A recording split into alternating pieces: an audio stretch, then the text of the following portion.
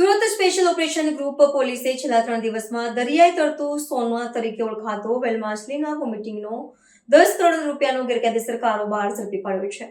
એસઓજીના DCP Rajdeepsinh નકુમે જણાવતા કહ્યું કે વેલ માછલીની વોમિટિંગ અંગે ખાનગી બાતમી મળ્યા પછી એસઓજીની ટીમ કામગીરીમાં જોડાઈ હતી. તપાસમાં જાણવા મળ્યું હતું કે આરોપીઓ વેલ માછલીની વોમિટિંગ એમ્બરગ્રીસની ઊંચી કિંમતને કારણે તેની ગેરકાયદેસર વેચાણ માટે સુરત શહેરમાં આવ્યા હતા.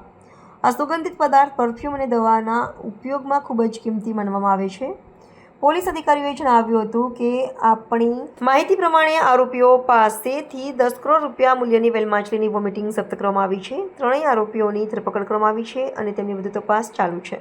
છેલ્લા 3 દિવસમાં સ્પેશિયલ ઓપરેશન ગ્રુપની ટીમોએ ટોટલ 10 કરોડ 76 લાખનું એમ્બરગ્રીસ કે જેને વેલ માછલીની ઉલટી પણ કહેવામાં આવે છે અને જે સૌંદર્ય પ્રસાધનોમાં તથા યુનાની તથા આયુર્વેદિક દવાઓમાં ઉપયોગ થતો હોય છે, પરંતુ કોઈપણ વ્યક્તિ પાસે જો એનો કબજો હોય તો એને ફોરેસ્ટ વિભાગને જાણ કરવાની હોય છે, એવો નિયમ છે.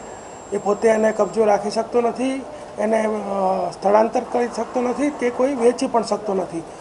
તો અગાઉ પણ 5 કરોડનું 5 કિલોગ્રામ પકડાયું હતું ને ગઈકાલે પણ એક 5 કરોડનું 5 કિલોગ્રામ એમ્બરગ્રીસ પકડાયું છે.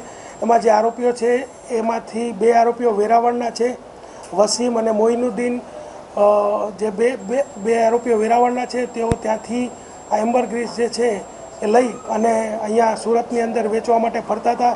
એની સાથે એક નવસારીનો પણ ઉસ્માન ખાન કરીને જોડાયો હતો.